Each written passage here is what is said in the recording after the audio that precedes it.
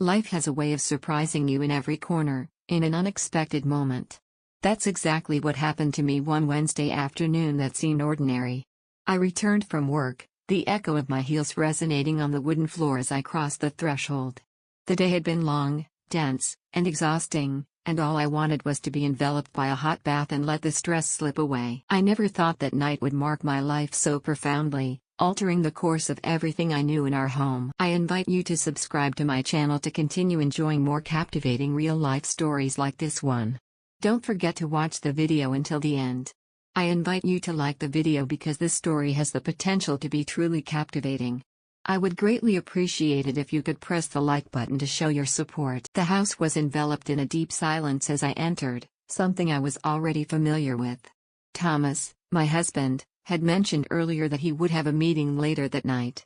Lately, I had been investing numerous hours in meeting the deadline for a significant project.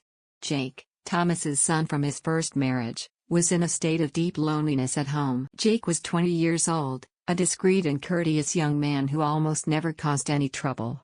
He worked part-time at the neighborhood hardware store and, in his free time, retreated to his room, lost in his thoughts. Although we didn't share a notable closeness, our relationship was based on mutual cordiality and respect that always prevailed. I had always perceived him as someone who valued his space and privacy, just like his father. Over time, I had become accustomed to the serenity of the home when it was just the two of us. As I placed my bag on the kitchen counter and poured myself a glass of water, I noticed Jake's truck parked in the driveway. Strange, I thought. He usually worked the evening shift. I called his name with casual nonchalance, my voice echoing in the empty house, but there was no response. I imagined he was in his room, engrossed in the melodies coming from his headphones or perhaps asleep. I didn't give it much thought. After emptying my glass of water, I decided to go upstairs and change into something more comfortable. The long day had left me with a deep longing for a moment of comfort. As I passed the bathroom, I heard the delicate whisper of water flowing and noticed the door slightly ajar, a subtle hint of what was hidden inside. This struck me as intriguing. Jake was meticulous about his privacy and always closed doors firmly, especially the bathroom door. My curiosity piqued, and I hesitated for a moment before gently pushing the door open a bit more. What I saw left me frozen. Jake was standing by the sink, his back to me, his shoulders hunched in a posture that suggested he was focused on something. His movements were clumsy, almost frantic, and I noticed he was shirtless, his jeans hanging loosely from his hips. In his hands, he seemed to be holding a cloth, scrubbing something out of my sight. The creak of the door startled him. He turned quickly, his eyes wide with panic. "God, I didn't hear you come in," he exclaimed, his voice choked. I froze, equally surprised, my eyes flickering from the cloth, and I felt a wave of discomfort wash over me. This wasn't the scene I expected to find. I couldn't help but feel guilty for invading his privacy. "I'm so sorry," I stammered, averting my gaze. "I didn't mean to interrupt." I quickly took a step back, my heart pounding in my chest, reaching for the doorknob, ready to retreat and give him the privacy he clearly desired. But before I could close the door, Jake's voice stopped me. "Wait," he said, his voice laced with desperation. "It's not what you think." I hesitated, my hand hovering over the doorknob. Part of me wanted to run down the hallway and pretend this never happened, but another part was intrigued. His voice didn't reflect the defensiveness of someone caught in an indecent act, instead, it was filled with urgency and desperation. Against my better judgment, I turned to face him, focusing my gaze on his face. "What's going on, Jake?" I asked cautiously, trying to keep my voice neutral. Jake looked away, his face flushing a deep red as if struggling to find the right words. His hands fidgeted with the cloth. Finally, he let out a deep sigh and said, "It's just..." I didn't know who else to turn to. My curiosity grew despite the discomfort of the situation. He moved nervously, avoiding eye contact. "It's personal," he admitted. "I've been dealing with some complications, and I'm not sure how to proceed. The father figure is absent here, and you're the only other person I can talk to." His vulnerability took me by surprise. Jake had always been independent, rarely opening up about personal matters. The fact that he was turning to me for help made me pause. I took a step into the bathroom, closing the door slightly behind me to give us some privacy. "It's okay," I said, maintaining a neutral tone. Why don't you tell me what's going on? Jake hesitated and then finally began to explain. He spoke in vague terms at first, stumbling over his words as he tried to describe the discomfort he had been feeling. I listened patiently, trying to piece together what he was trying to say. Soon, it became evident that it was a sensitive issue, one that he was too embarrassed to discuss with his father. As he spoke, I couldn't help but feel a pang of empathy. It's never easy to ask for help, especially about something so personal. It's okay, I said after a moment of reflection. First of all, it's good that you're paying attention to these things. It shows that you care about your health. Second, there's no shame in asking questions or seeking advice. Jake looked up at me, his eyes filled with a mix of gratitude and relief. I really don't think this is weird at all, I continued. Let's make sure we address this properly. I could see that this conversation was providing him with great relief, even though taking the first step had been a challenge. As the conversation progressed, the initial tension began to dissipate. Jake seemed to find a moment of calm, and I noticed that he appreciated having someone to share his thoughts with. By the end, his face showed impressive serenity, and he even allowed himself a subtle smile. "Thank you," he whispered softly, as if the words were a secret. "You're welcome," I replied with a smile, feeling relieved that the focus had shifted from the awkwardness to Jake. Remember, it's always valuable to ask for help when you need it. There's no doubt that truth is not a single, absolute concept. As I left the bathroom, a strange mix of emotions enveloped me. On one hand, I felt a deep satisfaction for having been there for Jake at a moment when he needed someone to share his thoughts with. On the other hand, the situation had presented itself so surprisingly and uniquely that I didn't know how to approach it. The encounter had a special weight, as if it foreshadowed a transformation in our relationship. I just didn't have a clear idea of its meaning or how things would unfold in the coming days. I tried to free myself from that strange feeling as I continued with my night, but it lingered in the corner of my mind like a persistent shadow. The house was enveloped in a deep silence, the only murmur being the delicate hum of the air conditioner. Thomas arrived home late that night, exhausted but in good spirits, unaware of the strange conversation that had taken place in his absence. As I lay in bed that night, staring at the ceiling, I couldn't help but relive the events of the evening in my mind. There was a change in the air, but I couldn't quite grasp its essence. The only thing I knew for sure was that life in our home would never regain its former essence. The days following that unexpected encounter were truly unique, to say the least. It wasn't that anything dramatically obvious happened. In fact, everything on the surface seemed normal. Thomas continued with his work as usual, Jake maintained his routine of part-time shifts and studying, and I continued balancing my responsibilities at home and at work. But beneath the surface, there was an unspoken, subtle but palpable tension between Jake and me. It wasn't just that we were now more aware of each other's vulnerabilities, it was something deeper. A change in dynamics had occurred, one that I wasn't sure how to handle. Jake had always been an enigma to me, keeping most of his life to himself. Our conversations, though cordial, never went beyond superficial courtesies. But now, after the bathroom conversation, I felt a new level of understanding between us, one that felt both uncomfortable and strangely comforting. I found myself thinking about him more than I should, not in a maternal or even concerned way, but with a sense of wonder. I hadn't seen this side of him before. I realized that Jake was more than just the quiet young man who kept to his room. There was a depth to him, an emotional world that I had begun to understand. It was a Friday night when the change in Jake's behavior became more noticeable. Thomas had gone out to meet a client, and I was busy preparing dinner. Jake hadn't returned from his shift at the hardware store yet. I was chopping vegetables when I heard the familiar sound of his truck approaching the driveway. I paused, knife in midair, pondering the right way to receive him. The tension that had grown between us over the past few days had built a wall that I didn't know how to break down. As the front door opened, I called out, "Hello, Jake," trying to sound casual and relaxed. He didn't respond immediately, but I noticed his steps as he entered the kitchen. His expression showed fatigue, but a subtle smile appeared on his face. "Hello," he murmured.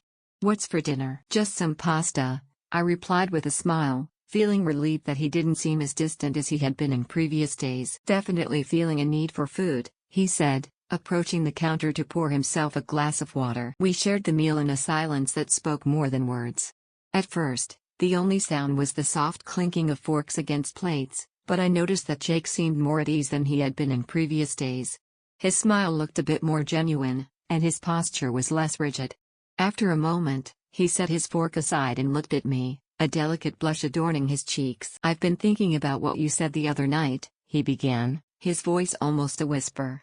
"I wanted to take a moment to express my gratitude for your attention." I looked up from my plate, and there it was, his gaze captivating, the sincerity in his voice resonating in the most intimate parts of my being. I had been waiting for this moment without knowing exactly how to respond, but pleased that he felt comfortable enough to share his thoughts. "Of course, Jake," I replied softly. "I'm glad I could help." There was another pause, but this time I didn't feel the same discomfort as before. There was a genuine connection, as if we were truly sharing thoughts, not just filling the void with meaningless words. "You've shown unwavering kindness towards me," he continued in a soft murmur, "and I didn't want you to think I don't appreciate what you do." I nodded, though it was difficult to express the intensity of what his words meant to me. "It's not always easy," I said after a moment. "But I'm glad you know I'm here to listen whenever you need it." He smiled again, this time with a more natural tint. "I'll try not to forget," he said, taking another bite of his pasta. As dinner progressed, the conversation became more relaxed and enjoyable. We talked about his studies, how he was doing at his part-time job, and the latest series we were both enjoying on Netflix. It was a small step, but progress nonetheless. I noticed that despite the discomfort that had arisen after our first conversation, Jake was beginning to open up little by little. Later that night, after finishing dinner, I settled on the couch, immersing myself in the pages of a book to find a moment of calm. I heard Jake retreat to his room, the soft sound of his steps on the floor making me wonder if he was still reflecting on everything we had shared. The following days unfolded similarly. Thomas came home later each night, his work demanding more of his time, and Jake, though a bit less distant than before, still kept many things to himself. During dinner, we shared brief but meaningful conversations, and he seemed to relax more in my presence. Around us, there was an underlying tension that neither of us seemed willing to address. It was one of those quiet nights, about a week after our bathroom chat, when Jake did something that left me completely astonished. The night was approaching, and I was on the couch, wrapped in a blanket, enjoying the last episode of a captivating drama. Suddenly, Jake appeared at the door with an undecipherable look. "Can I talk to you?" he asked, his voice almost a whisper. I quickly sat up, uncertainty creeping into my thoughts. "Of course," I replied, trying to create a space of trust for him. Jake hesitated, his demeanor tentative, his posture tense as if doubting the words that were about to come out of his mouth or the thoughts that occupied it. "What's on your mind, Jake?" I asked softly, trying to create a space of trust for him. Jake paced back and forth, avoiding my gaze for a brief moment before daring to speak. "I've been thinking about what I told you, and I feel it's time to share it with Dad. I have no idea how to proceed, but I think it's essential that he understands what I'm going through." The words he spoke left me breathless. The vulnerability he displayed at that moment was completely different from what he had shown before. This was a significant step because he was acknowledging his emotions and accepting that he needed his father's help. I smiled at him, trying to convey a sense of calm. "That's a significant step, Jake, and I'm sure Thomas will appreciate your courage in seeking him out. It's not easy, but it's important." He nodded, his eyes meeting mine, and I saw a glimmer of gratitude in his gaze. It was clear that having a conversation with Thomas was not an easy choice for him, but he had made significant progress. "I don't want our relationship to become tense or uncomfortable," he said in a whisper. "I'm aware that things have changed lately." I shook my head slightly, feeling a warm sensation envelop me as I thought about him. "It's not unusual at all," I confirmed. "Let's make sure of that." He exhaled a sigh that had been held back. Without realizing it, I felt an intense pride in him. He was on the path to learning to express himself, to seek support, and to manage his emotions in a healthy way. I couldn't help but feel like I was witnessing a pivotal moment in his development. The next day, Thomas returned from work earlier than usual. Fatigue was evident in his expression, but there was a subtle liveliness in his step as he crossed the threshold. "Hello," he said, setting his briefcase by the entrance. "How are you doing right now?" "Positively," I replied with a smile, feeling a sense of accomplishment. Thomas's expression softened, revealing a mix of concern and anticipation. "I'll talk to him," he affirmed with firmness in his voice. "Thank you for telling me." That night, after dinner, Thomas and Jake settled together in the living room. I couldn't catch much of their conversation, but I saw Jake leaning in, speaking with palpable sincerity towards his father. Thomas listened intently, his expression showing a mix of concern and tenderness. It was clear that this was a pivotal moment for their bond, a moment when Jake had crossed the threshold into maturity and Thomas was ready to join him. As the weeks passed, life began to adopt a more serene rhythm. The unspoken tension between Jake and me dissipated little by little. He no longer seemed distant with me. It was evident that he was still processing what he had shared, but there was a lightness in the air, as if the real Jake was being reborn and he and Thomas could enjoy more moments together. As they strengthened their bond, it became evident that Thomas was making an effort to be more present in Jake's life. One weekend, Thomas suggested we take a trip to the lake. It was his way of seeking to strengthen the bond between the three of us, and I thought it was a wonderful idea. The weather was perfect, with clear skies and a gentle breeze enveloping the environment. We organized a picnic, loaded the car, and set off for a day of relaxation and happiness by the lake. We spent endless hours in the water, throwing the frisbee, and enjoying the tranquility of the beach. Jake radiated genuine joy, laughing and joking with Thomas in a way I had never seen before. It deeply moved me to see him connect with his father. I felt a sparkling sense of hope, longing for this journey to become a transformative milestone for each of them. As the sun set, the water took on golden hues, and we settled on the beach, savoring the final moments of the day. A blanket was spread out while their laughter intertwined with the murmur of the waves. Jake and I found ourselves a few meters away, contemplating the horizon. "Thank you for being here today," he said after a prolonged silence. "It's been a pleasure, enjoying our company." I smiled, feeling a deep serenity within me. "We could do things like this more often," he nodded, his gaze fixed on the water. "Yes, I think it helps." We remained in silence for a moment longer, the tacit connection between us filling the air. As Thomas woke up, we gathered our belongings and made our way back home. The journey was filled with laughter and stories about the day. That night, as I lay in bed next to Thomas, I reflected on the depth of our love and how far we had come on this journey together. The recent weeks had presented challenges but had also strengthened our bonds in ways I hadn't imagined. Jake's journey was far from over, but a certainty enveloped me: we were on the right path.